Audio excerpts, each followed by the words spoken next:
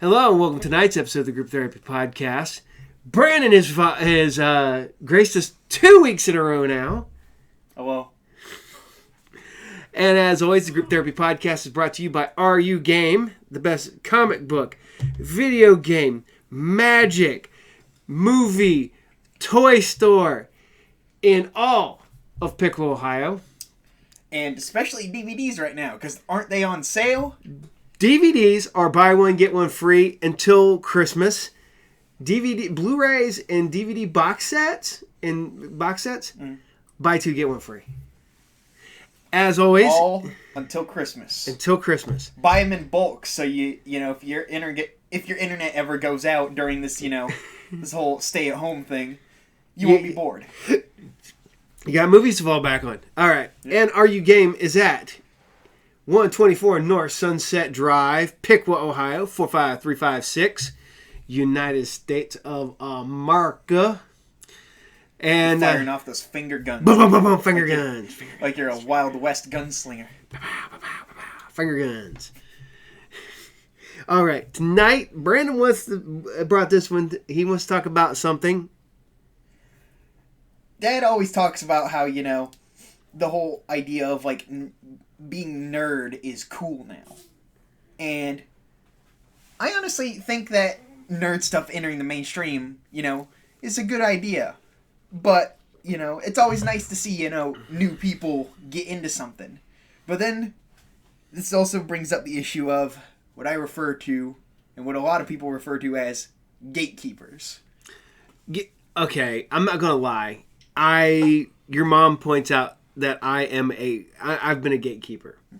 I've been doing this for so long, and she goes, well, I was in this. I was like, well, here's the thing. I took her to Motor City Con. We hadn't been together 6 months when I took her to her first comic book convention. So this is in 1993 or 94, right around there. We went up to Motor City Con. She was like one of 10 women at the convention that weren't back then what they called booth babes, which were the girls there just to sell product. Mm-hmm. And I think that's a whole other thing we'll go into later. But I've watched comic books go from when I was a kid, made fun of. I was tormented in school. I was... being a comic book nerd and a sci-fi geek and loving Star Wars and stuff in the late 80s, early 90s was not cool. And it's funny now because I have people even as recently as, a handful of years ago were like, oh, you're taking time off to go see a Marvel movie. And now they're like, oh, I've always been into this. I'm like, dude, a couple years ago, you were like making fun of me for taking a day off, so I could go to back when midnight showings were an actual thing. Before they started actually showing at like 7:00 on the Thursday before. Mm-hmm. Midnight showings were at 11:59. You had to show up at midnight for a midnight showing to go see the movie. Like me and your mom went and seen. Episode 1, 2, and 3, all midnight showings. The Lord of the Rings movies, all midnight showings. Which, when you go see a 3-hour movie at midnight, you get home at 4:00 in the morning. You're not getting up and going to work at 6. I can put that there right there. And none of these movies are short anymore. None of the Marvel movies are short. None of the DC. None of the. And I go they gotta be 4-hour long. They either got to be 4-hour long nightmares or 4-hour long masterpieces, and there is no in between. But here's the thing, though. I would take the next day off work, or when I worked third shift, I took the day off work to go see. Because those, like I said, my comic book shop, it helps sponsor this show. You own it. I own it. This everything is this. This is me. The comic shop is me. I own everything. And it's being my own boss has changed a lot. I have to, you know, I can go and I take, because Thursday's my day off. I got Mark working there. That's my day off. I get 2 days off a week. I get Thursday and Sunday. Sunday we're closed. Thursday I'm open, but I got somebody else working. But I go to movies opening day Thursday, usually first showing, because being in this industry and being in a comic shop, people will ruin it instantly. I didn't get to see the first Avengers movie when it opened. I couldn't get the day off work. We were swamped at work, everything. I couldn't see it till that Sunday afternoon. I knew everything that happened in that movie because no one would leave it alone. And I didn't want to know. That's like literally The Mandalorian dropped this Friday. Okay? I watch it every Friday with your brother. Me and your brother, when I get home from the shop. Usually I'm upstairs playing video games. We run in here. It's Mandalorian time. We push your mom out of the way. And we watch The Mandalorian. And literally, there were people just ruining it. You couldn't be on social media. You couldn't, you know, read a news article or anything. Because there was somebody ruining.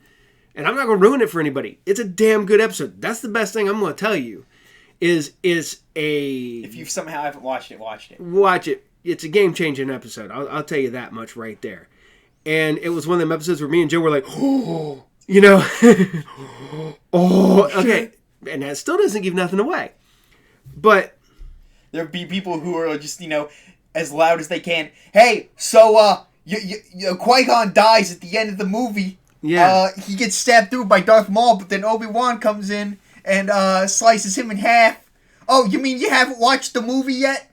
Oh, yeah. I'm sorry for spoiling the movie. You can keep it down, though. No, and that's the way it is. I have to go, and like I said, and people make fun because I literally go first, as early showing as I can. I have to wait for your mom to get off work, so I go to like the 7 o'clock showing on Thursday. We come home, we eat dinner, we go down there. Sometimes I catch up. Mark catches up with us, you know, because I'll let him close the shop early if it's slow day. Because I'm an awesome boss and will let his employee leave early to go see a Marvel movie, a Star Wars movie, a DC movie.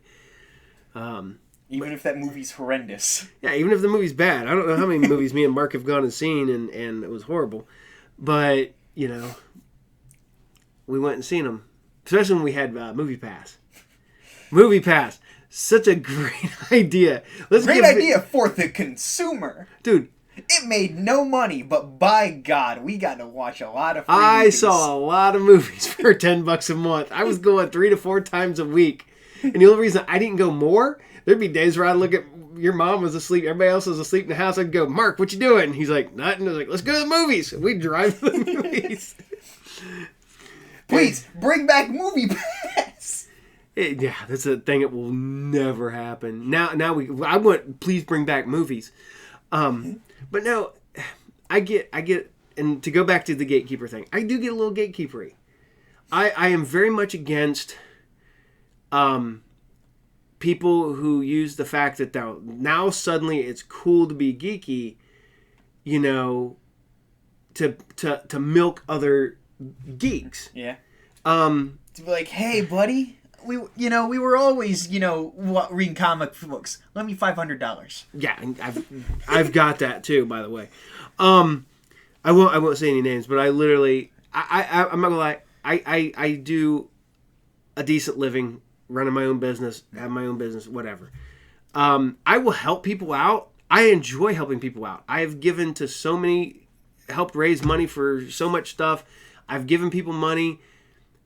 It's when somebody pops up on Facebook that I haven't seen in 25 years and starts chatting me up, blah, blah, blah, blah, blah, blah, blah. And then like a couple weeks go by and hey, man, I'm broke. Can you loan me some money?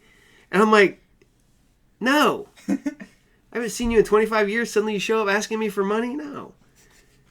But, if you come by my shop every week, you know how many times I've loaned people money to make sure that they can make it through the week? A lot. It's like, and spread the wealth, baby. No, wealth. I'm not wealthy, by the way. But no, I take pride in helping my fellow man and helping my friends out. That's a good thing to do. It's good to be nice to people. But my problem is that you get and I'm not going to say any names. There's these people on YouTube. There's people on, going to conventions and stuff like that. There's cosplayers dressed up as a character created by an artist at a convention, and the cosplayer is getting more attention than the guy who actually created the character. Who, that bothers me a little bit. And I get people, but there's other ones out there that milk that whole thing. They're there to basically they're like, I'm a semi-attractive girl. I'm a nerd now. Look at me. I collect comic books and stuff like that. Now I have a web. I have a YouTube channel. Look at me. I talk about this book and this comic book I happen to read now. Okay, if you were a nerd from day one, everything, I'm all for it. Feel free. But I hate trying to, like, the ones who, like, I have a wish list on Amazon. Yes, you know what? I wish I had things too, but I'm never going to put a wish list. No matter how, if this thing takes off and I make it and I get famous and people want to, I will not. No way will I ever put a wish list out there. No, these are the gifts I want. Send them to me. Oh, send me an Amazon gift card. Whatever. That's not cool, man. If you want to, out of the kindness of your own heart, send somebody something. A gift, like, okay. There's a difference between getting a gift and asking for a gift. Yeah, dude. I am no way asking for a gift. Okay, this is gonna be this is gonna. I was being a jerk to my best friend. Not really jerk. I was messing with him. Best friends rib each other. Yeah, I gave Mark crap. We were bidding on a comic book auction, and one of the books that he wanted was the Penance #1 from Marvel from a few years ago, where Speedball became Penance. Mm-hmm. And Civil War. Yeah, we joke around about always bidding over so that the other one can't get it. So I went, and it was a super cheap book. Mark bid $2. I bid $3 and won it. I'm legit going to just give it to Mark. I paid $3 just to give this to somebody.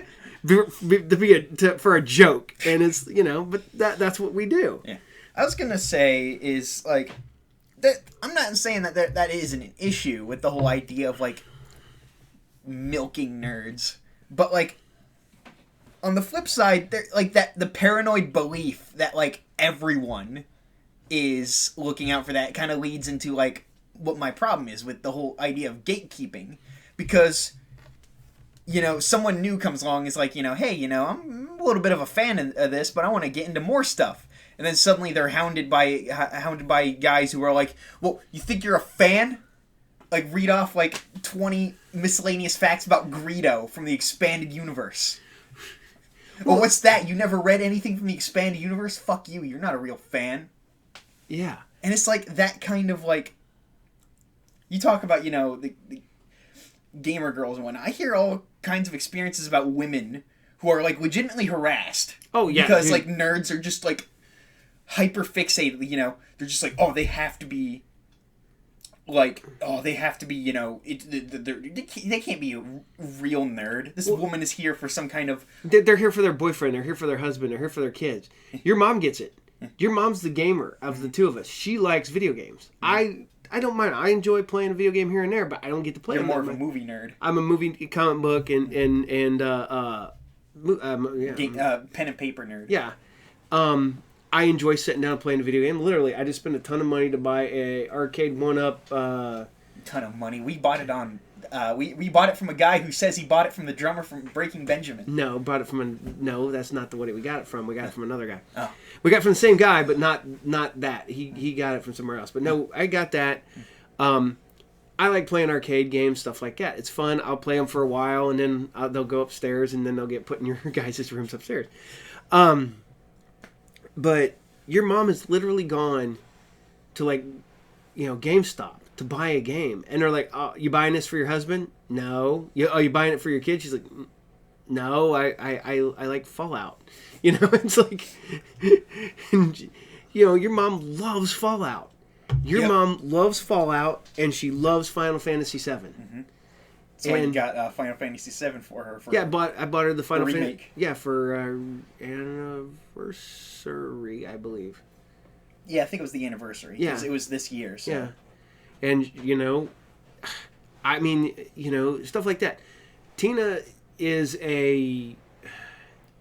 she's where I got my gaming from. Yeah, you know, she's also a nerd. She's a Saturday morning cartoon nerd like I am, but she isn't as big as one. She likes certain ones, you know. But she grew up and she was a big fan of Gem. So this year, get her Gem stuff. I legit bought my wife Gem and Pizzazz from the Gem and the Holograms dolls because it's something like now she's no the other thing is she's a huge Wizard of Oz nerd, and I give her all the Wizard of Oz comics, I get her the toys, I get her the movies. She's got VHSs, she's got DVDs. Pretty sure she's got the record that has like the musical soundtrack. I bought her the soundtrack on vinyl. But you know, and yeah, there's people who look at her and go, "Well, are you buying that for your husband? You buying that for your kid? You buying it for someone?" It's like but yeah, there's like a lot of like, you know, you're allowed to have that opinion, but you got to watch, like, you know, because you got to watch, you know, spreading that sentiment around, because like I said, that hurts, you know, a lot of people when the whole idea of, you know, the fake nerd. And I'm not saying they're, you know, that's the only problem I have is there are fake nerds out there who are only there to make $1 off of real, you know, geeks. They're out there to, you know, that's like I despise the TV show Big Bang Theory with a passion. I think it's garbage. That is the epitome of the fake nerd. Yeah, that's legit. None of those people that were on that show as the main cast were into any of that stuff. And I know I do have a lot of respect for Jim Parsons, because hey man, want to come back for Big Bang Theory? And Jim Parsons is like, no. Well, we'll offer you a butt ton of money. No. And that's why Big Bang Theory was canceled. What? Sheldon himself was no, I don't want to be a part of this. The thing is, I thought if you're going to make a Big Bang Theory show with nerds about, you know, supposed to be about nerds, you know, by nerds, you think that you would have brought in, like, you know, they had Will Wheaton on there as Will Wheaton, but I think Will Wheaton. Will Wheaton? I don't like Will Wheaton. I don't like him. But no, I think you should have brought real nerds in to play the nerd. Should have Vin Diesel show up. Yeah, Vin Diesel. We're going to play some dude. Yeah. Be like, in full Riddick gear, and he's like, I rolled a sneak. And then... the dark, my favorite. Roll the backstab. He goes, I'm the character from Last Witch Hunter. That's my DM character. Well, what's funny is that if you go watch Triple X, his name that he has tattooed across his abs is his D&D character. It's like Malik or something like that. But it's great because there are real nerds out there who are real comic book geeks, and you know, one of the funniest things is I've been to Chicago one year when I think it was Chicago. It might have been Atlanta, but got the full Jamie Heineman going on. Yeah, Nick Cage was there. Nick Cage was there buying comics. He was there, and it had people like flocking around him. Everyone's like taking pictures and stuff. It's Nick Cage trying to buy comics. Nick Cage was a huge Ghost Rider fan. That's why he was in Ghost Rider. His son's Kal-El Cage, and his other son's Christian Cage. But He has does he have like a Ghost Rider? I think it's on his that arm. they had to digitally edit out. Yeah, the Ghost Rider movie. Yeah, the Ghost Rider had a Ghost Rider tattoo. They had to digitally edit out of the Ghost Rider movie. Like, that movie is unintentionally funny and is one of them so bad it's good kind of movies, in my opinion. I love the first Ghost Rider movie. It's so silly. It's so goofy. Nick Cage is a great bad actor. Oh, yeah. But Ghost Rider Spirits of Vengeance was visually cooler looking Ghost Rider. But just not as fun. Because the burnt skull... Because when he was Ghost Rider, at first when he was like clean white skull on fire... But in the second one, he had that burnt skull look and the bike, and then he kept everything he jumped on turned into a hell version of that.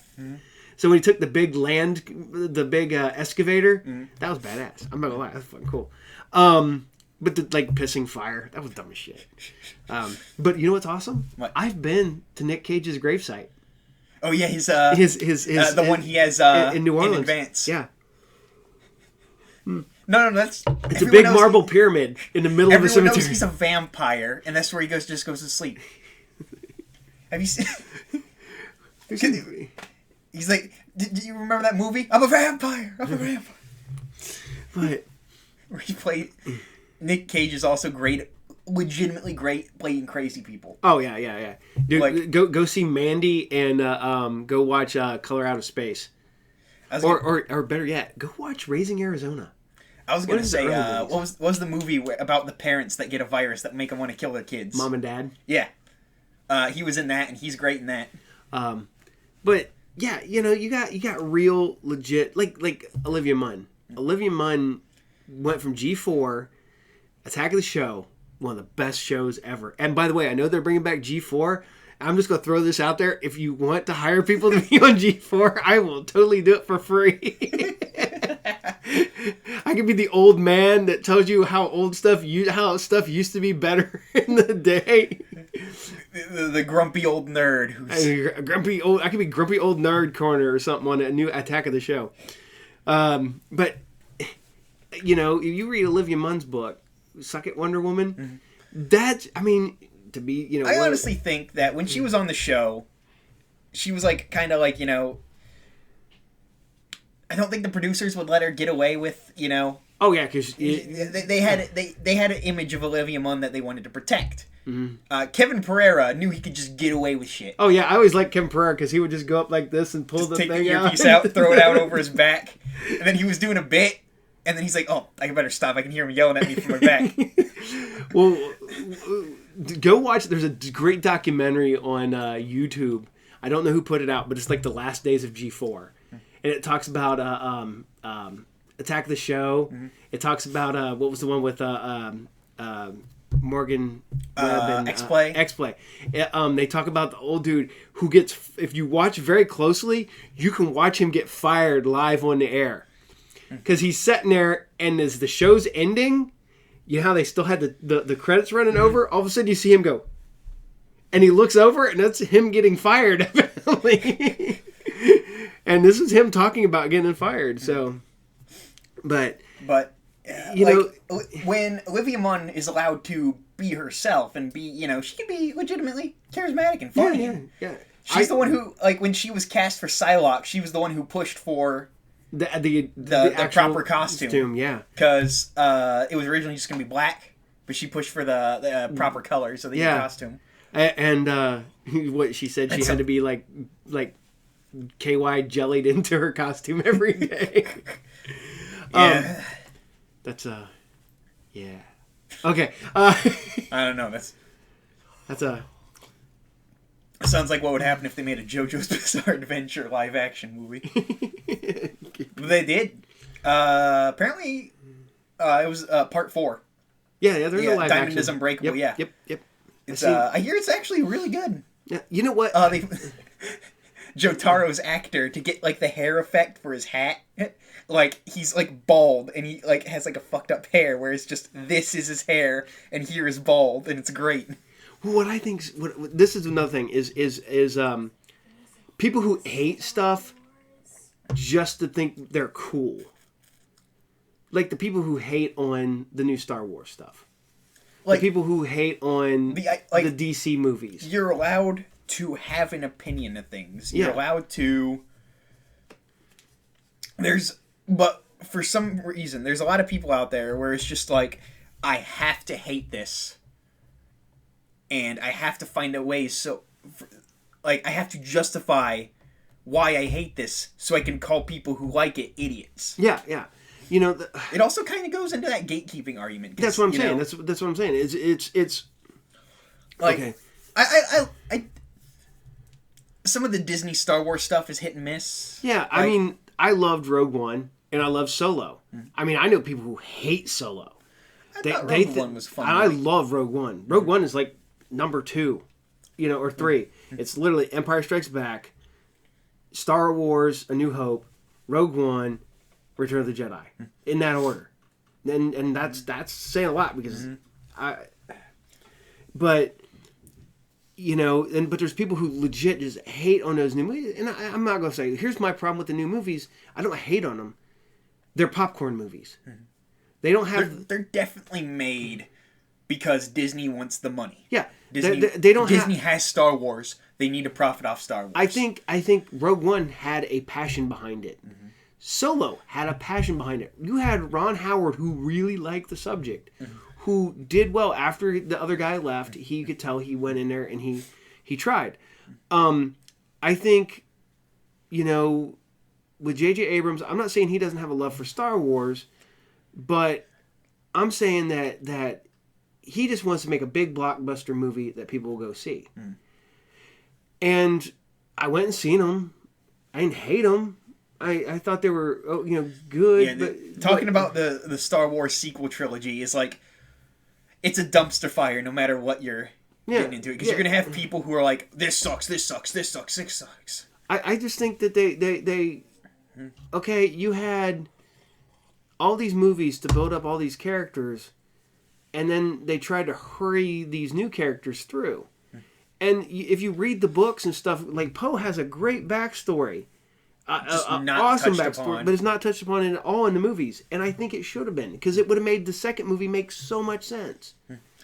Because I got a lot of people who like the first movie, love the second movie, hate it.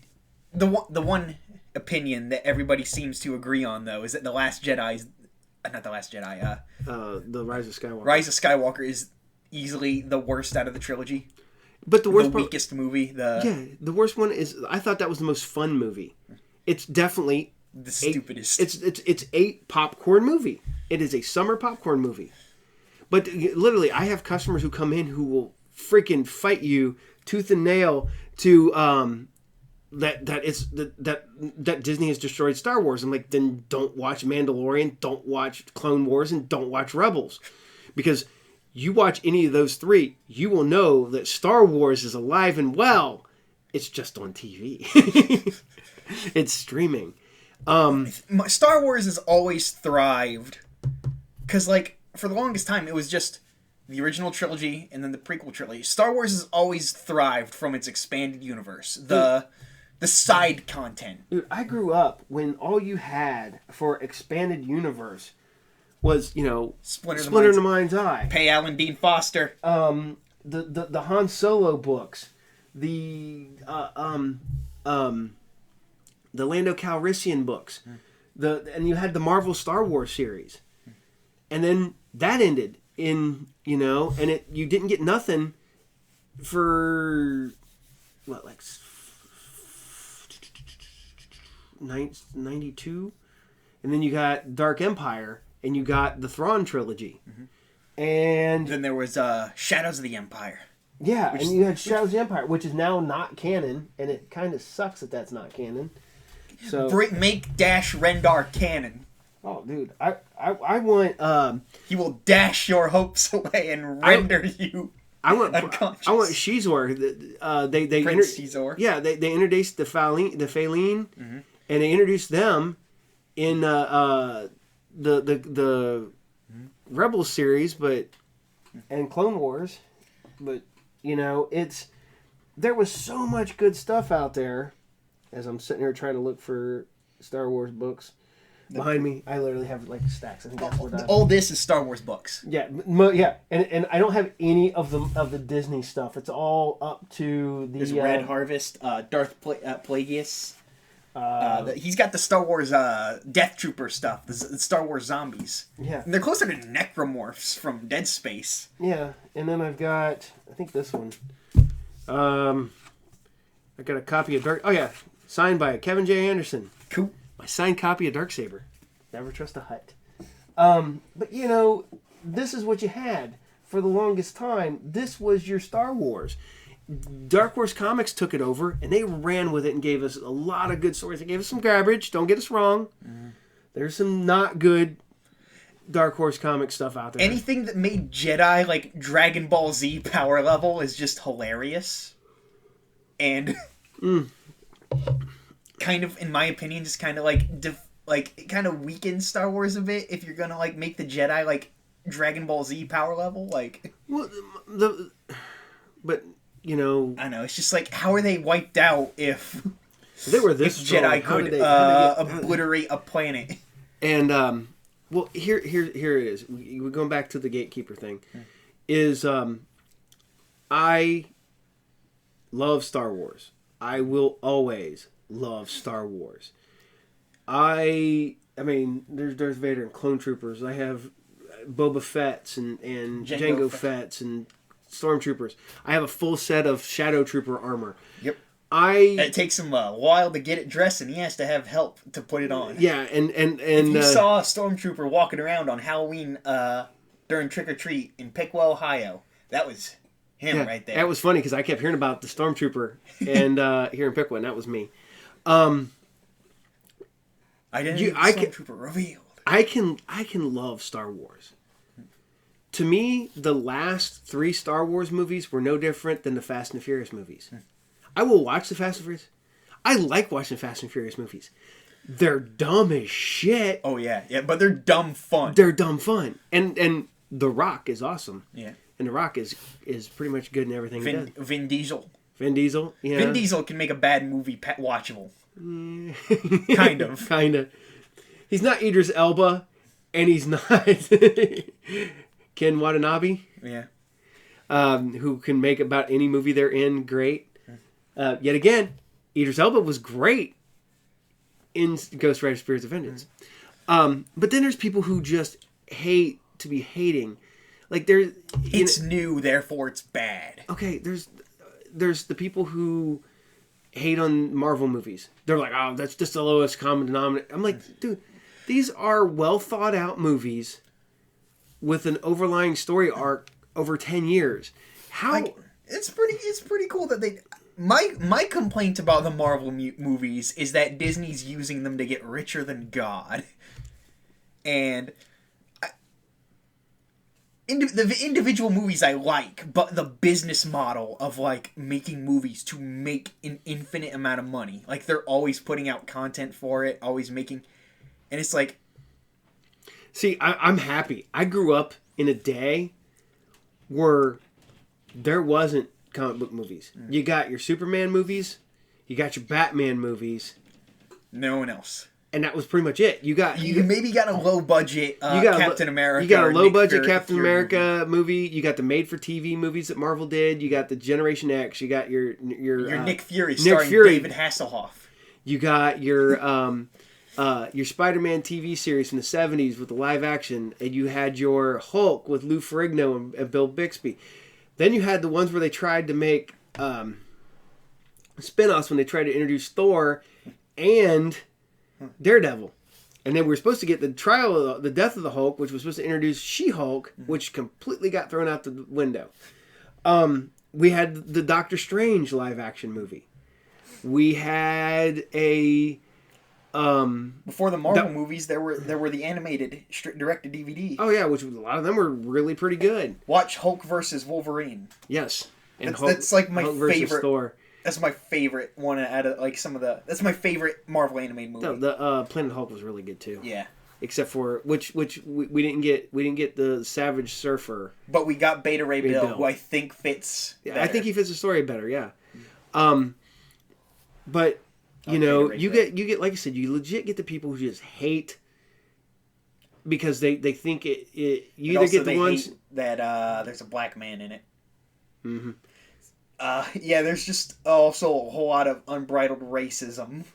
Oh, Too. I'm not saying everyone who hates the movies is racist, but from what I'm looking at from experience here, a lot of people really did not like the fact that I can't pronounce his last name. John Boyega. The running joke, Boyega, yeah. is that they did not like that he was black and in Star Wars. Yeah, there can only be one black man in Star Wars, and there can only be one woman. You can only have Princess Leia. Like, and you got enough women in Star Wars. Why do you need more representation? But and that's another thing is that I just don't get me wrong, I didn't think Rey was a horrible character. I just thought she wasn't well written. I think Daisy Ridley did a fine job. Same way with Rose Tran for Rose. I think the thing that really kind of sucks is that a lot of racist people complained about Rose, and then they won because she was practically written out of that last movie. Yeah, because they sucks. introduced John Boyega's new girlfriend. He goes after a girl in every one. He goes after Rey in the first one. He goes after Rose in the second one. We should have got a movie about black Jedi, former Stormtrooper Jedi. Dude, I would love to see a Finn movie. Have him, because this is what I want to happen. I want Finn is cool. I want those guys to go. He's like my favorite character in the whole of the sequel trilogy. I like Poe. I like Poe Dameron if you go into his backstory. That he was a previous. If he's just the movie Poe. No. If you get the Poe Dameron from the books and the movie and the comic books and the books, you get a badass character who has a shady backstory. Who's interesting. Yeah, he's super interesting. I mean, but in the movies, he's a snarky guy. Yeah, he's a snarky guy. Yeah, snarky guy. Also, I love that Poe and Poe's actor, I can't remember his name, and John were just openly yeah, we were trying to make our romance very. Yeah, Oscar Isaac. They were openly yeah, we were trying to be pretty homo. They're just yeah, Disney wouldn't let us, but we were trying. Disney was no homo. So we'll just put these background characters be, but none of the main characters are. Then they edit them, so they can edit them out for the Chinese release. Yep. I don't even get it, because if you're in space, is really gender a thing? Because how do you know a Twi'lek has the same compatible parts? It's because they have the boobs. It doesn't mean nothing. But Shia, bitch, going to have to come over here and you're in my Star Wars, man. You're just taking it away and and your Mountain Dew and Doritos. I don't like to eat black. I did watch when you say that because people can take stuff out of context. But no, I'm not racist. Yeah, I'm not racist. I like said every racist. John Boyega's great. I love him in freaking Attack the Block. That's his first big role, and he's great in that movie. Watch Attack the Block. Yeah, so Attack the Block is a phenomenal movie. The guy who made Attack the Block made another movie, The Kid Who Would Be King, I think. Yeah, which is not very good. Oh, you didn't like it? I heard good things. I follow Edgar Wright on Twitter. He said it was good. Mine is that I kind of watched it while I was doing stuff, so I need to sit down and watch it. So don't get me wrong, it may be a brilliant movie. I just didn't get around. I'm not gonna lie. I finally recently got to sit down and watch Hateful Eight straight through, all 3 hours of it, and because I would get up and do stuff. This is a long movie. I didn't get to see it in the theater because your mom doesn't do that long in theaters. So I went and finally just watched it all in one setting, just all 3 hours of it, one setting. And it's kind of funny because you watch it and you're like, oh, okay, yeah. It's. But like I said, we get back to the characters from Star Wars and stuff like that. You get a lot of people who just hate on Poe, they hated on Finn, they hated on Rey.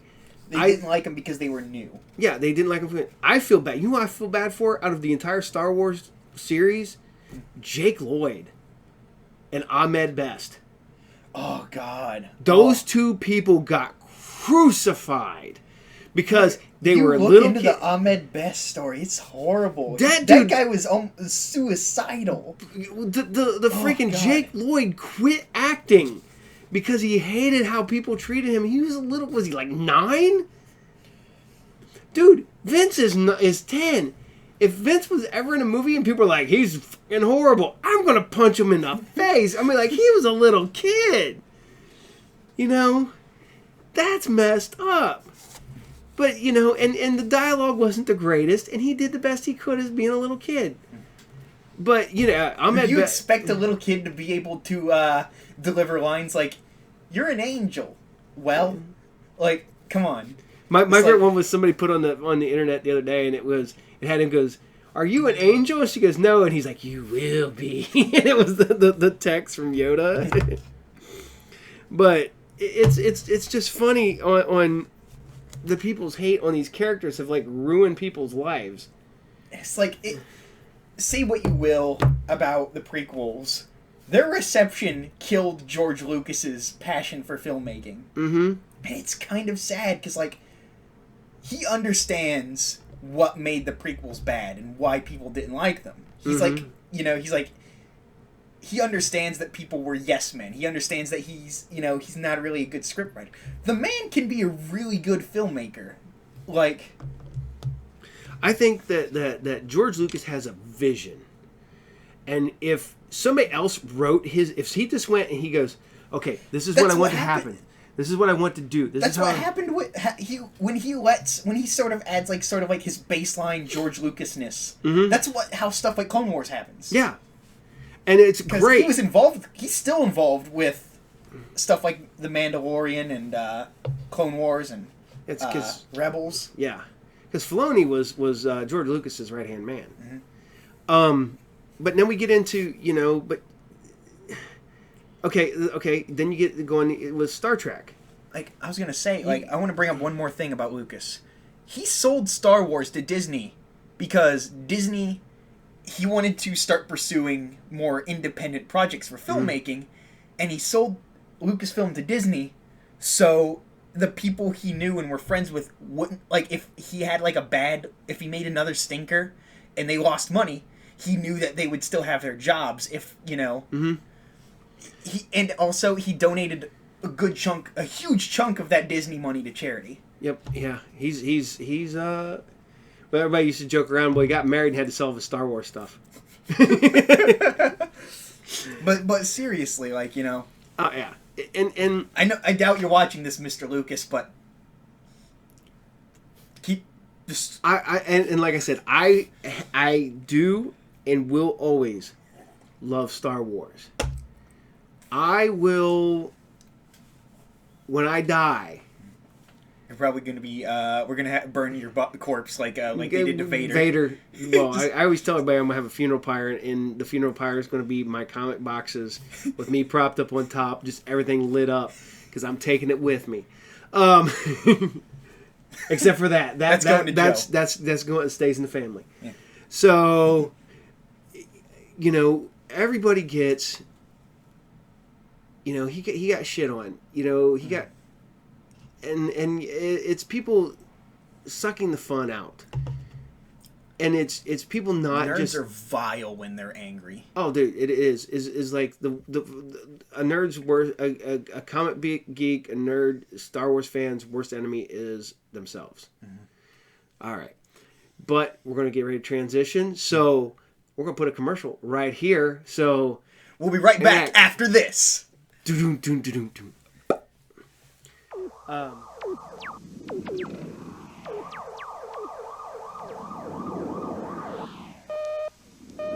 I'm Officer Barry, the magic policeman.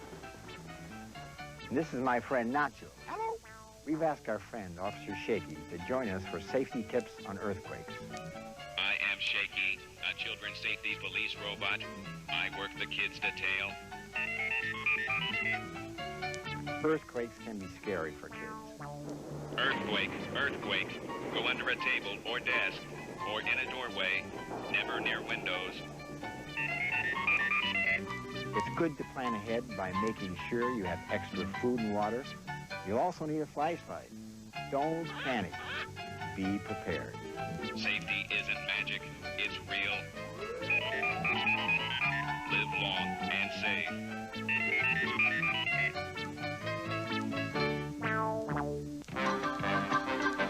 And now back to more Superstars fun with those lovable characters, Porky and his friends. Don't go away. Porky and his friends will return after these messages.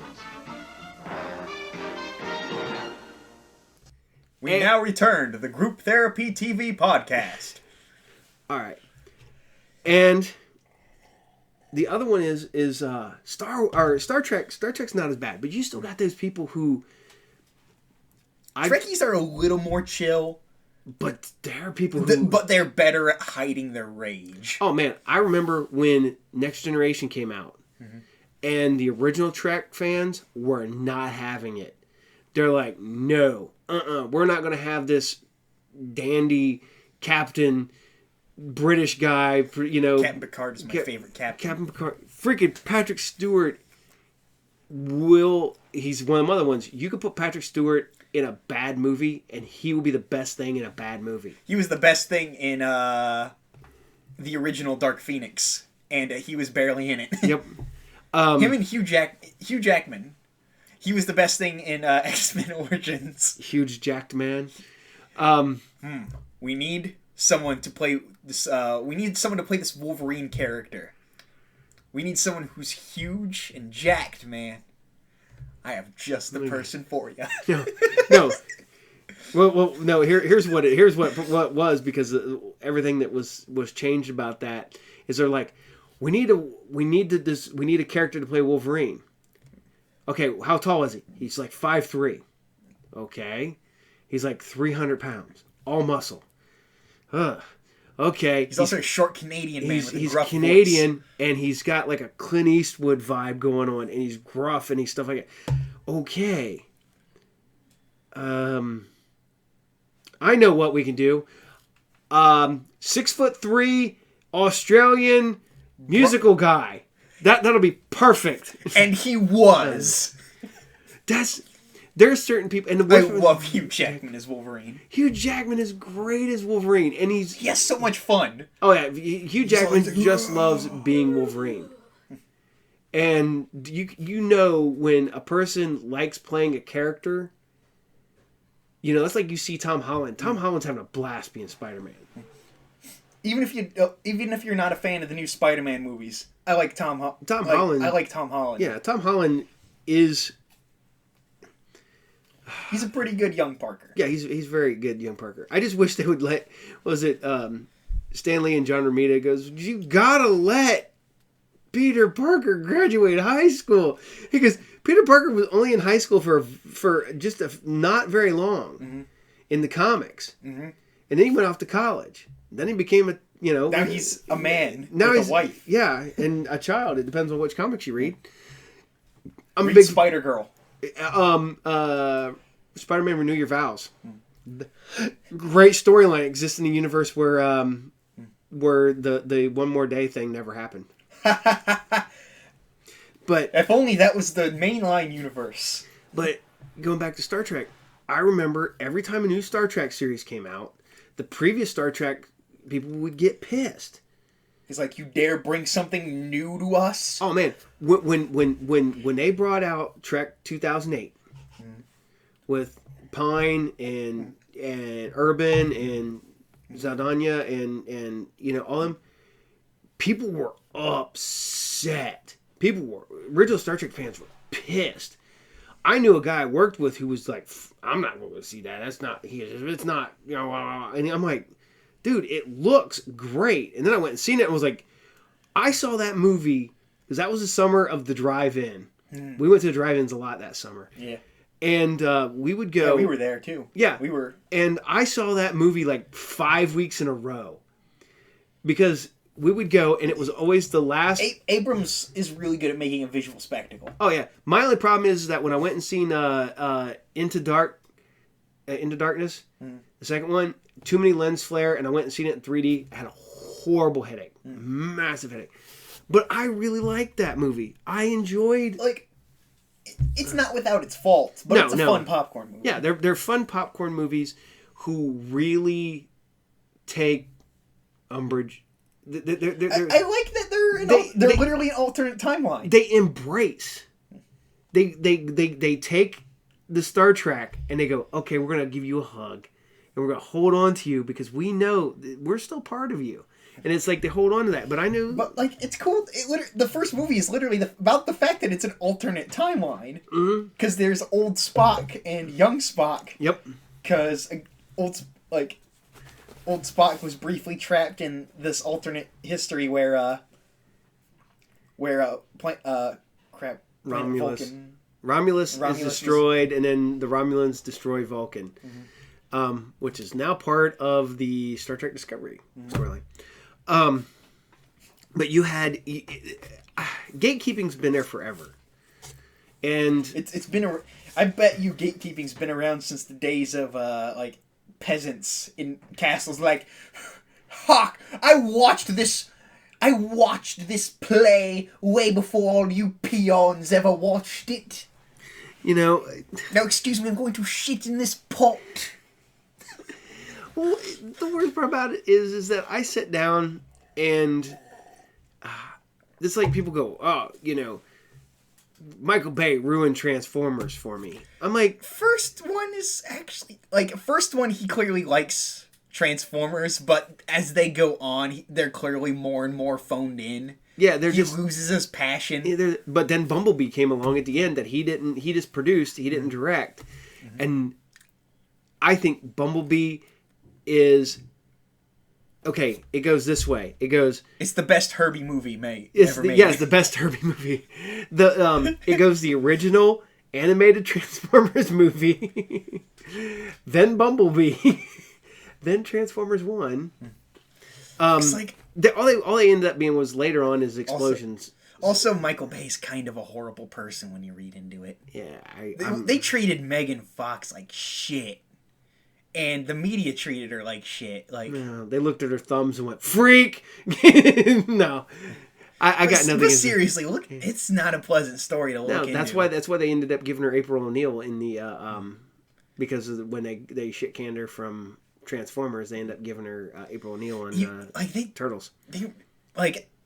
Half the first and second movies are on like. Good 50% of that film time, that run time, is on Megan Fox's ass. And then Michael Bay tried to try to be a progressive filmmaker. I empower women. And it's like he just all he wants to do is film asses. There was a long ass shot in I think the second movie where it's like following one of the girls, and it's literally the entire time the camera's on her ass. And it's just the entire follow shot. It's just like... Hey, you know your audience. They're horny teenage boys. And also horny 40-year-old men. Yeah. One of these days I'll grow up, and I figure that's the day they put me in the ground. I think I'm not going to be put in the ground now. Woo! I'll rise up from the ashes. And then you'll kill all the Ewoks around you. You know, okay, going back to this, wearing my full Stormtrooper uniform, you know why the Ewoks were able to catch Stormtroopers. Being a Stormtrooper is loud as shit. You're not being quiet doing anything. You can't walk because you're like, clunk, clunk, clunk, clunk, clunk, clunk, clunk. Yeah, all of a sudden you get smashed between two falling logs. If any of you played the new EA Battlefront, oh shit. Alvin! Here they come. Chipmunk Adventure Movie meal packs from Burger King. Wow! 4 different packs, each with a special surprise. I love surprises! Chipmunk meal packs now at Burger King. Catch 'em if you can. It's Chipmunk Adventure Movie toys at Burger King. Get Simon, Theodore, and... Alvin! That's me! Each $1.99 with any purchase. Chipmunk toys now at Burger King. Collect all 3. What a deal! It's a one right in your bowl, and you're gonna want to come flying. Oh, the music! There's a new marshmallow animal inside Circus Fun cereal. What is it? Does it roar? Yes! Is it straw? Yes! Is it striped? Yes! And it'll make Circus Fun an even more spectacular part of this complete breakfast. Where's the new animal? In Circus Fun cereal. Because now it's horses and hoops, balls and bears, elephants, lions, and... Okay. Back to what we were talking about. Yes. Technical difficulties. With It's talking about EA yeah, Battlefront. Yeah. 2 specifically. There's literally a game mode that's the Stormtroopers versus Ewoks, and it's a horror. It's like you've got like a shitty flashlight in front of you and like pitch black Endor, and you're being hunted by Ewoks. I like the one with the Stormtrooper where his head is him because all I hear is yum yum yum yum. Everybody makes fun of Ewoks, but they were in their element. It was like They're in their element. They're in their element. They don't I make think the trees are moving. They don't make any noise because they don't wear shoes. So they're just like then suddenly you're a stormtrooper and there's like a spear through you. Yeah, but this just proves how bad the Stormtrooper armor actually is. It's actually to deflect bolters and slug throwers because they're more on the outer reach planets and they don't have the best weapons, so they're used there to deflect. You know, It's literally canon that a lot of Empire tech is just meant to be mass produced. Yeah. Well, you get the TIE fighters. The TIE fighters are literally just really fast guns with no shields. Yeah, they have no shields, and it's like if the whole idea is if you die, you weren't meant to be fighting for the Empire. And they have the oxygen going in because there's no life support inside the actual ship. So. But and then even the ATSTs and whatnot, they were crushed by the logs too because they're built cheap. Yep. The only thing that was really built to really kind of was the AT-ATs, the AT-ATs. Yeah, the big walkers. Those are meant to terrify. Those are the most impractical weapons ever. They're just the fear thing. They're just like that. We got that. Plus, the whole idea of taking him out with that was it was also a very difficult maneuver because during Empire a lot of the snowspeeder pilots just straight up died. Even Luke got shot down. Yep. That got shot. He was just using he was just running interference so other people could launch their tow cables. It was a successful maneuver, but yeah, it's very difficult, and AT-ATs cover each other. They're armored death machines. Yep. The only thing is they're filled to the brim they're filled with troops too. See, that was one thing I did love about Last Jedi, though, when they introduced the new was it ATST or not AT-RTs? But they got the wider stance, and if you look, they have gorilla knuckles.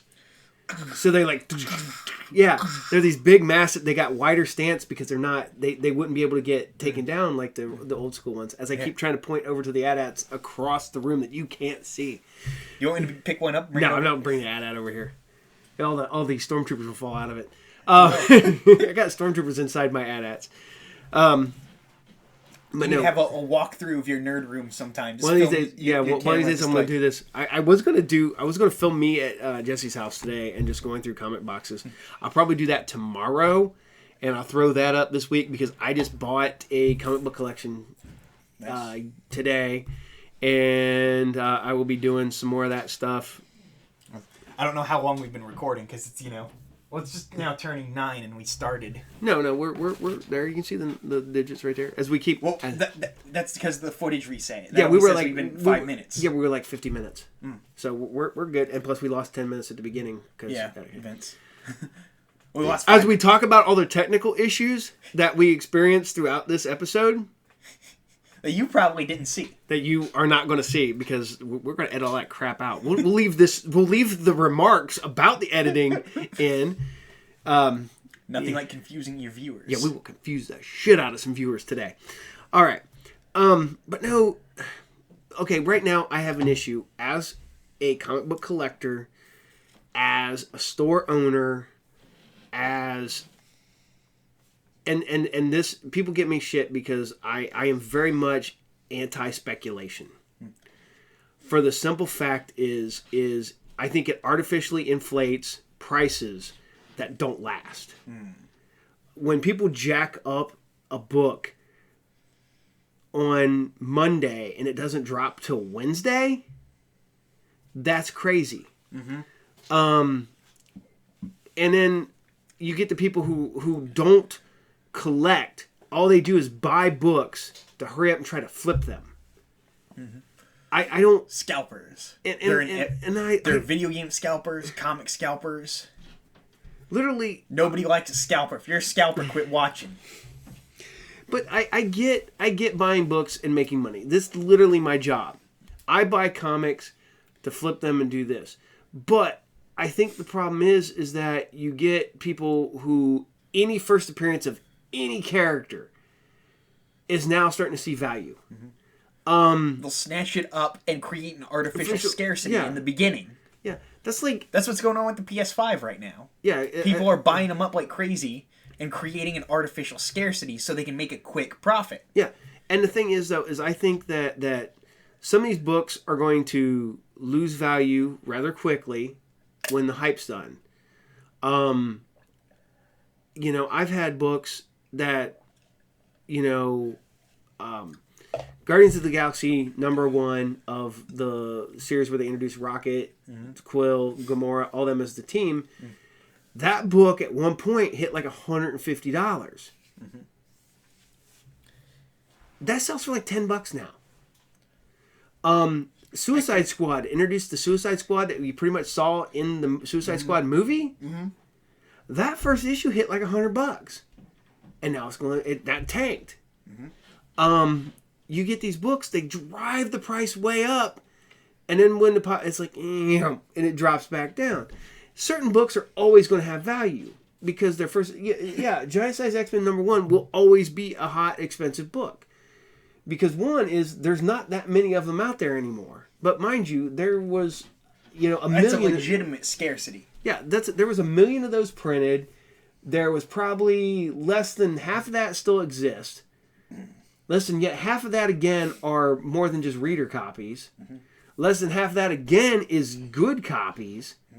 And it just keeps getting, percentively different. But I'm not going to say, if you want to collect comic books, collect comic books. Also, don't be a dick and come in my store and ask me what kind of cool comic books are hot right now. And then go, oh, I'll just download them off the internet. Fuck you. Okay, you wasted my time. And wasted... And time is money. Yeah. That's money could be spent feeding me. If you would have told me... people would tell me off the front that you're just looking to download stuff, I'll just go read Dark Knight Returns, go read the A Lonely Place for Dying, go read the Dark Phoenix Saga, go read that. That's like... I know people who do not collect their monthly books. They do not collect monthly books at all. They only read trades, which I think is fine. Trades or whatever. I get reading that. Sometimes it's easier to buy a trade than to fight tooth and nail to collect every issue of a storyline. Dude, trades are a good way to keep track of a storyline without having to jump between books and jump between... I have trades for the early Fantastic Four stuff. I'm never going to pay huge bank for the early Fantastic Four. I like a lot of that stuff that Kirby and Lee did. I liked it. I got it. You got it over there. Yeah, and I also have my Galactus size Galactus is Fantastic Four issue. But then there's these people who only want to watch. They get DC Universe so they can get the free comics that they can read on their television, and it's cool that that's a feature. But you're a store owner. If they're going to be asking for recommendations, they should probably buy from you so you can live and eat. Well, yeah, oh yeah. But then I get people who are like, "Oh, you're just grumpy old man. Your grandpa. You're yelling at you're grumpy old man yelling at the clouds, whatever." And they're like, digital comics is the wave of the future. I'm like, let me tell you something. Digital comic purchases is 5%, less than 5%. I think it's like 4.4%. The last thing I read it a couple months ago. It may have swapped a little bit. Don't quote me 100% on this. And purchase real, print comics is 95%. Why would you give up 95% of your market and embrace 5% of your market? And I'm telling you this. And even then, comics, are still not in good shape right now because they're not supported by the companies that own them. Yeah. Like, Disney doesn't give a shit about the comics. Warner Brothers doesn't give a shit about the comics. I talked to Brian Bendis, I don't know, 10 years ago. Maybe not 10 years ago. 8 years ago? And he goes, I was like, you make some of that, big Spider-Man money with the Spider-Man movies and stuff like that? And he goes, like, nope. Yeah, them writers see nothing. Writers are worked to the bone. And he was sitting there, he goes, here's the thing. He goes, if the number of people that went to see Marvel comic movies bought the books, comic books would be the largest media in the world. But they're not. When millions of people go see the X-Men movies, millions of people go see the Avengers movies, millions of people go see, all that, Batman, whatever. If the numbers translated to people reading comics... The thing is, they don't advertise the comics at all. You'd think they would. I tried one time, and the guy at Cinemark goes, yeah, we're not allowed to do that. I was like, hey, can I bring in boxes of X-Men books and do something? They'll do something with me. Like, we've done things with, like, Free Comic Book Day, and they gave us free passes for people to go see the movies, which I did up until essentially this year. But we always got free passes from the theater. You got some comics, you got to see a movie. Yeah. It could be a bad movie, could be a good movie. If you saw X-Men, it was a bad movie. We got drawings. So it was, we did stuff like that. But they did not want nothing to do with actual comic books inside the theater. I'm like, this would be a great way to cross market. And they're like, people are going to go see these movies whether we're advertising at your store or not. So, Thing is, a lot of people like movies. Yes. Comics are harder for people to get into. I think one of the big issues with comics is that these storylines are all over the place, jump between characters, jump between issues. My whole problem right now is the fact that the stuff isn't advertised at all. The fact that they keep... You have to be in the know, in comics already, to know what, Well, comics are also really hard to get into. Well, that is. Well, that's why Marvel and DC keep rebooting with issue 1s all the time. It's like, we're issue 1 again. We're issue 1 again. You don't need to reboot. All you need is, maybe occasionally put out a trade paperback that's, iconic stories, and it's a collection of iconic storylines, and, have something about, if it's, Essential Spider-Man. Set it down, have, a Spider-Man origin story, have it be some big, iconic villains. They're releasing these, they used to release, Spider-Man's greatest stories. Mm-hmm. And it would be and then advertise them. It'd be 12 issues, or, a total, would it be a collection of 12 books, and it'd be, 2 issues for each book. Now they have, the Essentials and stuff like that. Now they have the omnibuses, which... The Essentials were the reverse omnibuses. The Essentials, you got a book that thick, and that thing was $9.99 because it was printed in black and white on old school newsprint. Kind of like these. I mean, this is the Judge Dredd Cursed Earth saga. It's literally a collection of the Cursed Earth saga. Yeah, you can just read the Cursed Earth saga. Yeah, and you don't have to track down individual issues and issue numbers. Yeah, it was $11 American. Marvel and DC should do more stuff like that. Marvel used to do these back in the day. This is the first 6 issues of Spider-Man. And they printed them on, cheap paper and little trade paperbacks, whatever, to make them more presentable. But they do the omnibuses. That shit's $150 to $200, depending on which one. They're books this big, and hold on a second, I'll show you. Keep talking. What we need, if some sort of stupid fucking Disney executive is listening to this, I hate you. If you're a Disney executive listening to this, I hate rich suit executives in general. They're the ones who killed Battlefront 3 and all that, and I will hate them forever. But in the off chance that you're a Disney executive listening to this, here's some marketing advice for you. You want to earn even more money than you're already earning? Market comic books and get people reading them. Okay. This is. I love this because this sumbitch is big and it's awesome. I literally look. There's an actual comic book compared to the Monsters Unleashed monster-sized book. This is neat, but this thing is. You're a collector, of course you're going to get it. But this stuff is for collectors. That's $50. This is not for like. Yeah, this is not for the average person. Okay, that's neat but impractical. Then they produce the omnibuses. This is the John Byrne one. This is also for collectors. It's not for regular people. This thing is $125. I can buy a ton of regular books or one of these. And I hate to say this, I'm going to normally buy the ton of regular books. The only reason I bought these was this one was on sale in the Marvel Omnibus liquidation bin. But I like, we need something that's like little short, little smaller, but it's more digestible. Make them cheaper, make them easier to print, and you market them.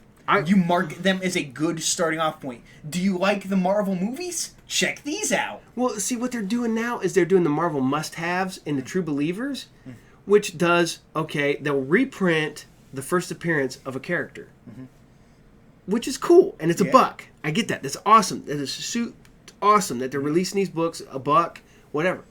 I think, with Venom the coming out, with the Carnage crossover, with Carnage, stuff like that, you know what I think they should do? Print a cheap, like the Marvel Essentials, trade paperback for $10 of that storyline. Of Venom's introduction. Yeah, print or the Absolute Carnage storyline. Maximum Carnage. Absolute Carnage came much later. Maximum Carnage was the awesome video game. Yeah, and that's how I know. But with the soundtrack by Green Jelly. But before when they were Green Jello, and then they became Green Jelly. Because Jello sued them. Yeah, but Jello Biafra is like, I don't know, whatever sued me. But Marvel, indeed, I think that they need to come in and go, hey, this is what we want. Here, this is the storyline we're doing. Okay, we're going to print that book, make it really cheap. And, like, I hate to say this, I think they should donate, like, 1 copy to every library. Libraries are a great way to get people reading, way to get people into stuff. I've donated so many boxes of comics to our local library, it's ridiculous. I've if you've been to the new Pickle Library, the one that's in the old hotel, and you've been to the comic book section, good chunk of that's from donated from him right there. He's got some good stuff in there. You should read it. My thing is though is if you want to get, because I don't think, and I'm putting this out there, and I've talked to other people like this. We don't think DC will be printing physical comics in 5 years. I think they'll be completely digital because I don't think Time Warner wants the comic book part of it. I think they want the IPs of all that stuff so they can continue to make the DC movies. Freaking a lot of business insiders have flat out, like, like a lot of these leakers and whatnot are just like, yeah, they see it as an IP farm. They do not give a shit. And they don't care because they're not going to use any new stories. They're going to use all the old stories that have already been around. That's why Batman v Superman is so similar to The Dark Knight Returns and Death of Superman. They don't want to do anything cool or new with these characters. They've already got the stories. They've got 75 years of stories. Why do we need more? And we can print them digitally, and they don't have any cost in printing a book or whatever. And I've told this, and I've said this, and I will say this now, and people know how I feel about this, is when comics go completely digital, it will kill them. It will kill them because there'll be no collectability. There'll be no value to it. I'm not going to pay $3.99 for a digital download of a comic that It might not even be a digital download. It might just be access our streaming service that streams the comic to you. Yeah, but like something like DC Universe. Yes, I won't do it. I'll go back and completely get. You're gonna pirate them. No, I won't pirate them. I'll stop reading them. I hate reading a comic book on a tablet or on my TV. This is what I need. I need the book. I'll put my glasses on and I'll read it. I enjoy reading. I like having the damn book in my hand and stuff like that. I don't like reading books. I don't like reading paperback books on a tablet. I don't like any of that. And yeah, I'm old, and yeah, I'm bitter, and I'm grumpy as shit. I do have a couple PDFs on my computer. They're mainly for gaming books, so I can do... No, don't get me wrong. So I can access gaming books without having the book. I have PDF files of all the 5th Ed core books. Mm-hmm. Because I put it on my laptop, and I can hurry up and bring everything up really quick. I have my 5th edition books. Mm-hmm. It's nice to be able to bring up the physical book. Mm-hmm. But it's going to be what it is. I love comics. I will always love comics. Not unlike Star Wars. They've been there since day one, and they will be there until the day I die. My dad asked me, because when are you going to stop collecting comic books? I said the Wednesday before I die. And that's wrong now, because now I get my books on Tuesday. It's no longer Comic Book Wednesday. Yeah, with Comic Book Wednesday, so we get our books on Tuesday. I put them out for sale on Wednesday. This is Comic Book Wednesday for everyone else. Yeah, as a store owner, I get my comic books on Tuesday. And I don't know. We've got a pretty small audience, but I'm going to still tell this anyway. Speak with your wallets. Tell Disney and Marvel, tell Disney and Time Warner that there's still money to be made in good comics. And also get rid of like all these shitty writers that have no idea what they're doing. And keep the ones. Don't bow out to people because they and this is going to writers. If you write a book and you like writing that book and your company likes you writing that book, and the fans are like, it's feminist SWJ, what SJW agenda, blah blah blah. I actually got into an argument with a guy at the shop a while back, and they're like, I don't understand why they're bringing politics and stuff and racism into X-Men. I'm like, what? Have you read X-Men ever? Have you ever read a comic book ever in your life? I want to point something out to you. Day one, Superman. 2 Jewish guys created Superman because they hated Nazis. Captain America was created by 2 Jewish guys who hated Nazis. It's like people don't. They don't know the history. Jack Kirby will physically manifest from the grave and into your home and be like, "Bitch," and punch you in the face. Fuck Nazis, bow. But just enjoy it. I enjoyed the Mockingbird run from a couple years back. I still love if I find a what if, I'll read it, even if it's a bad what if. No, Mockingbird, the one that they did that she had the T-shirt that said "Ask me about my feminist agenda" on the cover, and people got all upset. That was one of the best comic books coming out. That is a book that made me laugh out loud. I'll snicker at a comic book because they'll say something funny, or there'll be a funny panel or something like that. There is a scene in the first issue of that book. I sitting there and I'm reading it, sitting on the couch at the old house, and I'm like, and I'm not going to give it away. You got to go find it, but it's Mockingbird talking about Hercules, and it is funny. I laughed out loud at that scene or that panel, and yet again, she don't give up, don't bow out. And then I had a bunch of people. This is one thing is I had a lot of people going, oh, I support her. I'm like, did you really?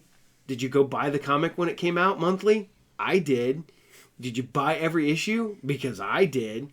Did you tell people to read that book? Because I did. These things are owned by giant faceless corporations.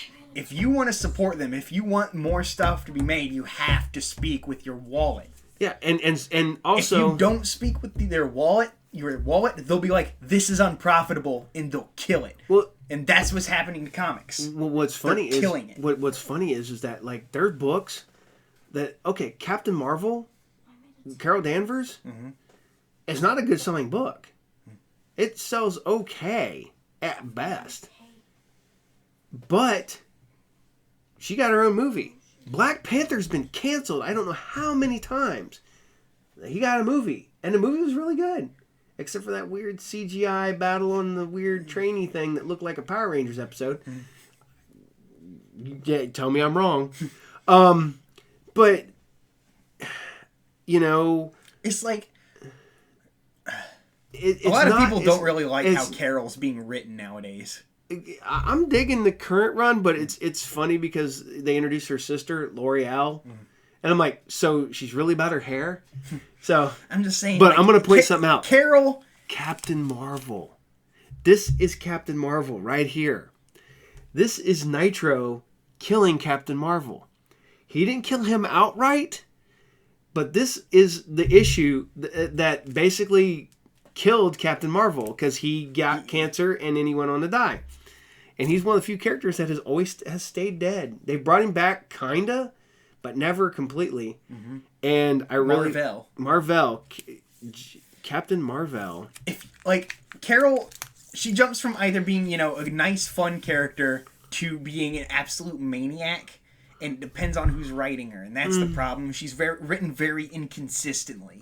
Yeah, and I think that's one of the problems with a lot of books because I'm a huge X-Men fan. Been reading X-Men, and people give me shit because I've been on X-Men. Since the day you were born. I've been reading X-Men way before it was ever cool.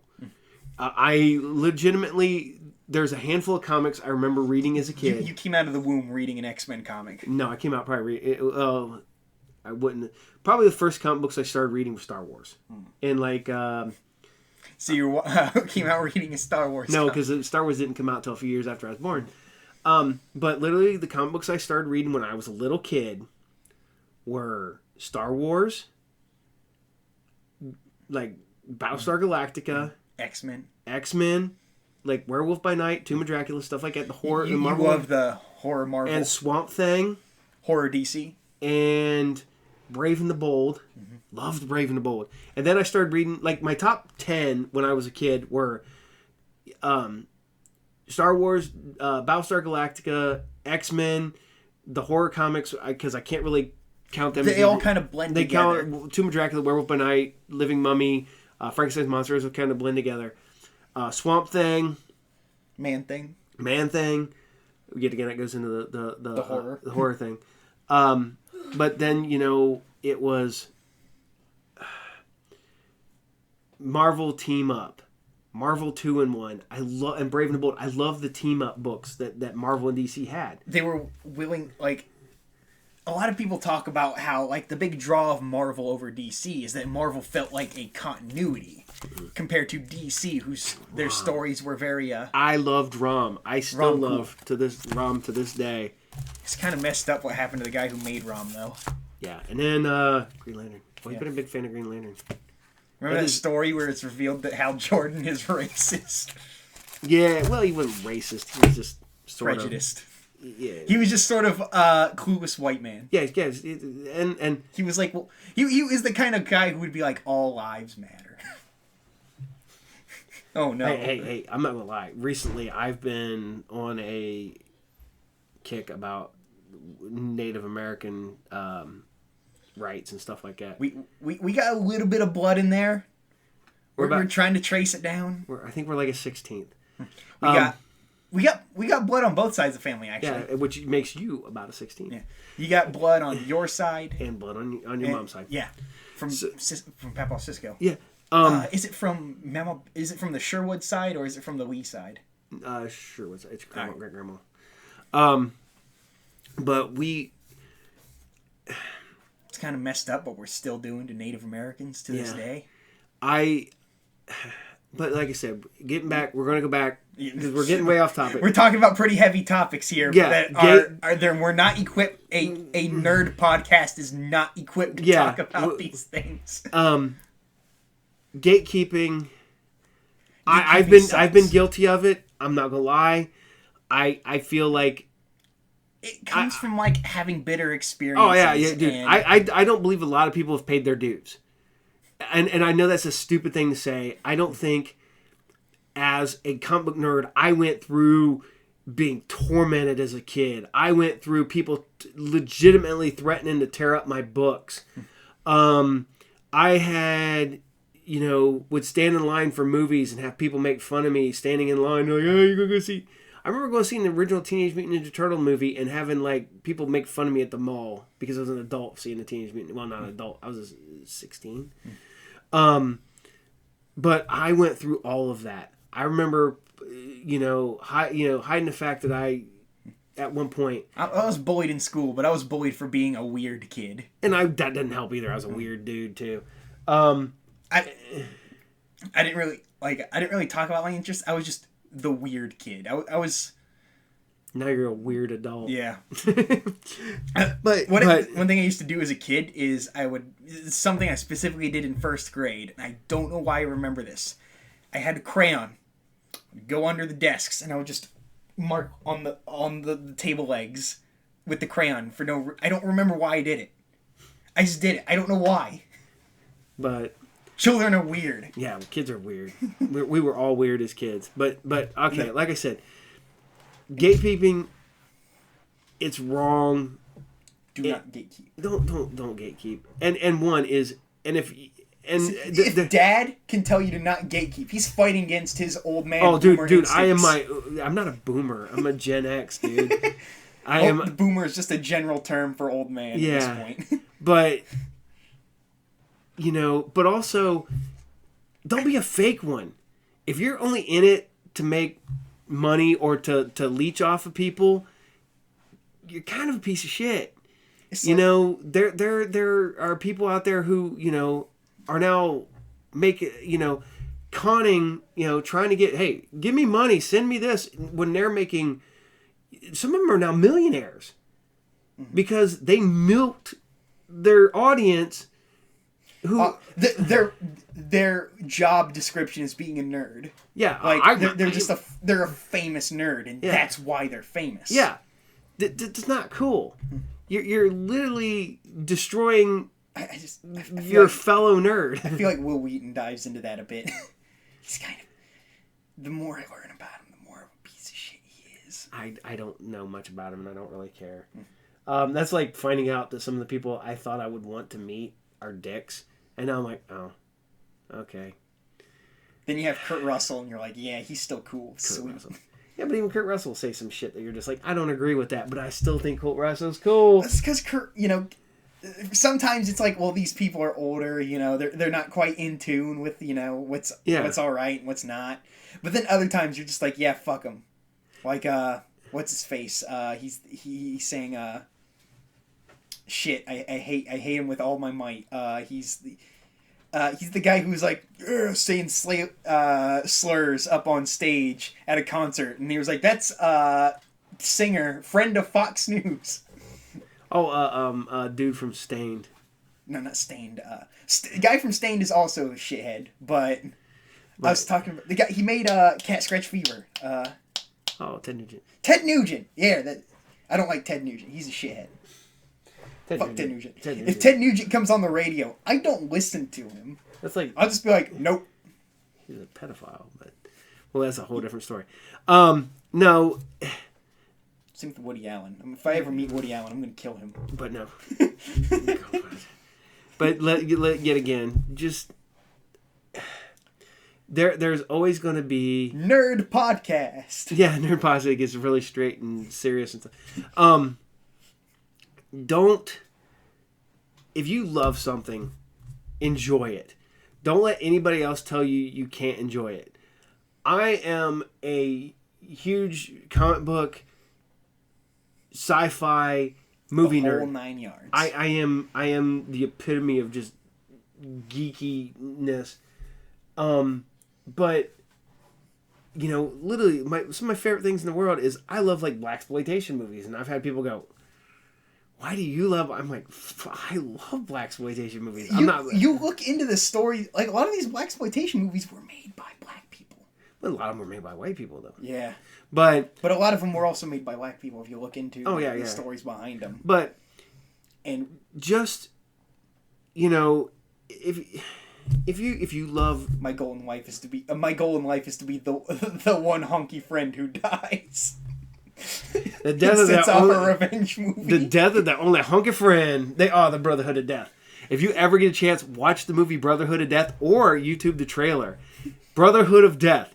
One of the best my favorite blaxploitation film. Even more than Blackula?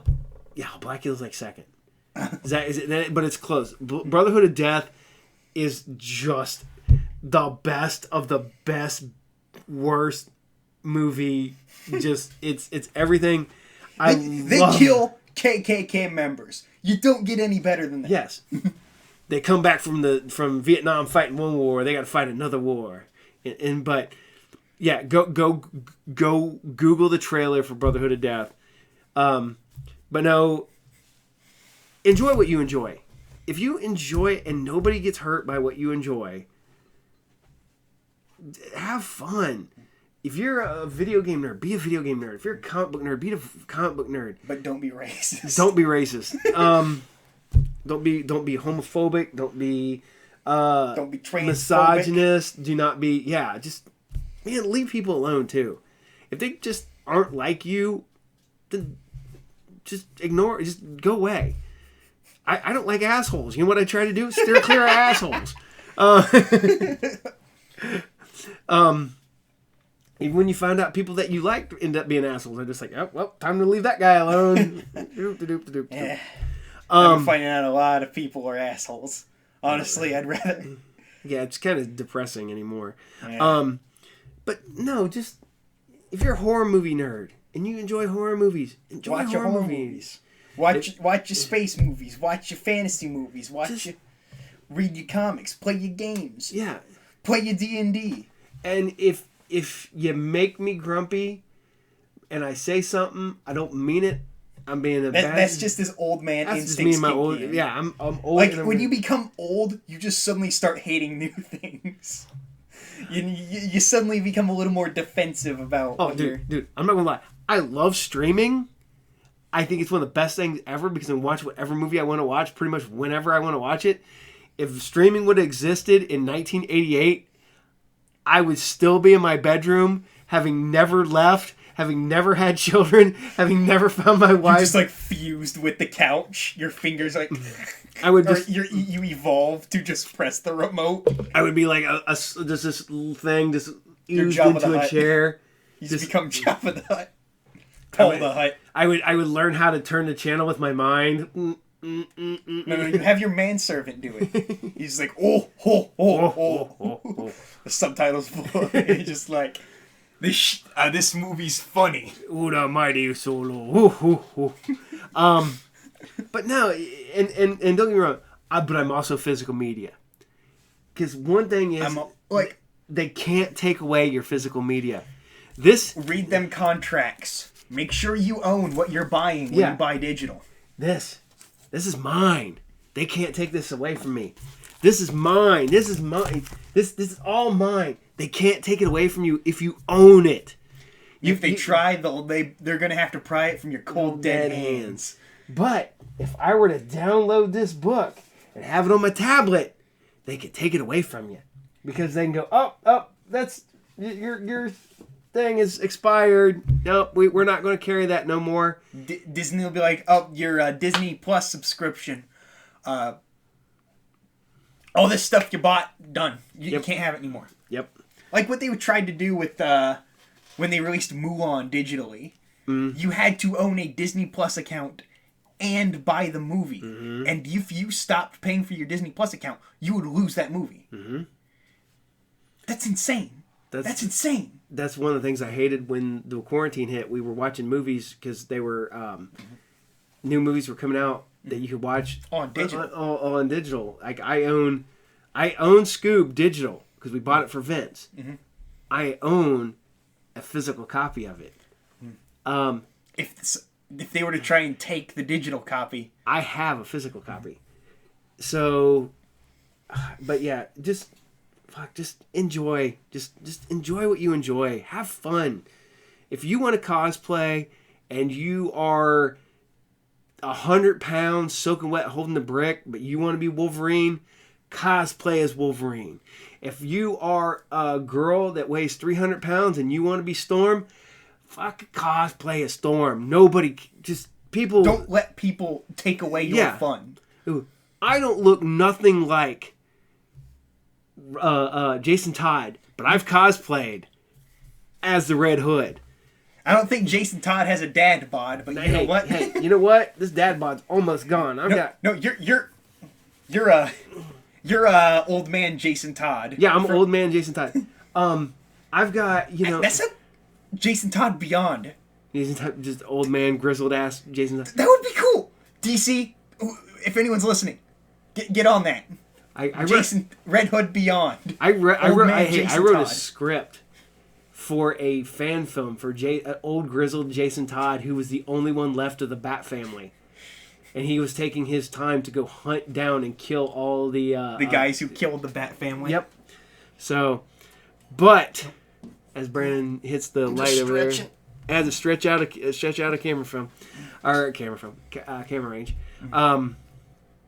Yeah, just don't let people tell you can't enjoy something. We have been filming for a really long time. That's like 40 minutes up here. Yeah, I know, but we gotta edit. We have stuff we have to edit out. So. Even still, like we've been filming for a while. Okay, but I'm getting getting ready to wrap it up now. Right. Your talking is preventing me from wrapping it up. Oh no. Okay, but as longer you keep talking, we can't wrap it up. Okay. Oh no. All right. As always. Hooray! Lots of great taste! And a whole lot more. Lots of wild taste! Lots of super taste.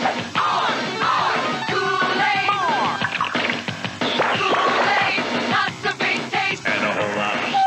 Lots of great taste! Lots of great taste! And a whole lot more. Oh, yeah! Kool-Aid! Oh, wow. And a whole lot more. Okay, kids, I'm here to teach you something really important, and you got to remember it because I'm going to test you on it later. Now listen carefully. Here we go. Drinking and driving don't mix. Did you hear what I said? Anybody who drinks alcohol should not drive a car. Nobody, under any circumstance, should drink and drive. It's dangerous and could cause a crash. I'm back with a pop quiz. Now, what were you supposed to remember? That's right. Drinking and driving don't mix. You passed. Now go see if your parents do. Okay. Oh, no. All right. As always, we're going to end this episode. We need to send out the tribute. Oh, yes. Darth Vader passed away. To Darth Vader, Lord Vader has passed. Dave Prowse, the man in the suit, the man behind the mask, passed away. I'm not saying I had the best meetings up with Dave Prowse, but he was a huge part of my childhood as Vader. He was notoriously bad for being a jerk to people. To be fair, I hear he was kind of like bitter because James Earl Jones kind of took a lot of his thunder. Yeah. I kind of see it, but still. He was also, people forget, he was the Frankenstein, one of the Frankensteins in in the Hammer films. Mm-hmm. He was also a Minotaur in I can't remember what movie it was. He was a Minotaur. But he was also the bodyguard of the guy that they attacked in Clockwork Orange. Cool. Yes, he's the one who had to carry the wheelchair down, and he got mouthy with Stanley Kubrick. Mm-hmm. So we say goodbye to Dave Prowse and to Lord Vader. 2020's been a shitty year for people. We lost a whole lot of people. We lost Black Panther. We lost James Bond. We lost Emma Peel. Sucks. We've lost Darth Vader. And if they haven't passed on, they revealed themselves as maniacs or jerks or... All right. But, as always, follow us on... Facebook, Twitter, Google Podcasts, YouTube, Apple Podcasts, Stitcher, Deezer Podcast. Everything. I believe we are now soon to be. I'm waiting for my response because it said it takes 14 days, so we should be getting this. I should be on iHeartRadio soon. We're gonna be on everything. We will always be there. If you want to listen to Group Therapy, you will be listening to Group Therapy, and tell your friends, tell your family, like and subscribe if you can. Check out our Patreon because every little bit helps. It helps us buy new equipment. And we'll get a better camera that doesn't always keeps that won't poop out on us. It helps us keep going. Like I said, this is all out of my pocket, with a little help from a couple patrons that we got. I appreciate you guys, Adam and Mick, great guys. If you want to sponsor us, if you want to, hey, would you push our stuff? We've got some guests coming up soon. After probably going into the holidays, we might get a couple before Christmas, but it looks like all of our guests will be after Christmas because Thanksgiving and Christmas is bullshit. Mr. Grinch over here. I'm not a Christmas fan, by the way. I'm like in this halfway point between Grinch and Holiday Lover. But please, like I said, subscribe, all that fun stuff. Hit the bell notification. Comment if you like us. Tell us what you don't like. Tell us what you do like. And as always, take care of yourself. And we're not licensed therapists. We are not. This is Brandon. And this is Paul. Good night. Night.